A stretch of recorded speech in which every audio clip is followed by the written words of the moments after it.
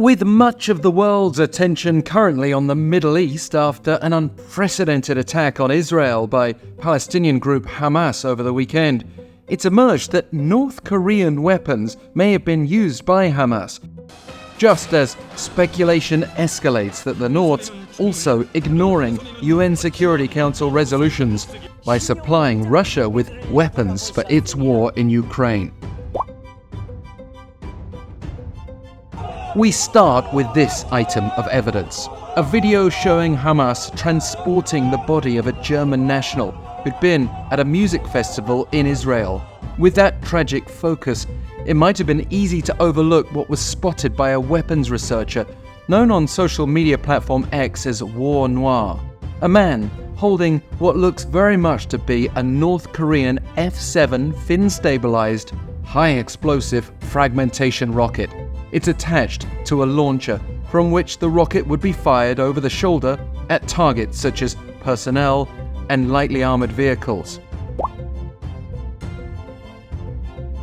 And this isn't surprising, given that the North Korean F-7 rocket's been reportedly exported in large numbers to the Middle East, along with various other weapons. For instance, a US court previously found North Korea and Iran liable for damages relating to their provision of material support for a series of rocket and missile attacks on Israel by Hezbollah in 2006. Incidentally, Israel and Hezbollah did exchange fire Monday evening this week, and it's possible they're also using North Korean weapons. There was another infamous case dating back to 2009 when a cargo plane registered in Georgia made an emergency landing in Thailand. It was supposed to be holding drilling equipment, but Thai authorities found around 35 tons of North Korean weapons inside, believed to be potentially bound for Hamas and Hezbollah. Then, in 2014, the British newspaper The Daily Telegraph reported that North Korea was negotiating a deal worth hundreds of thousands of dollars to sell missiles to Hamas. Apparently, the deal was being brokered by a security company based in Lebanon. The report also carried the claim that Pyongyang had close ties with a number of militant Islamist groups in the Middle East. And more recently, just last month in fact, Daily NK cited multiple sources reporting that North Korean weapons exports have increased recently to numerous countries.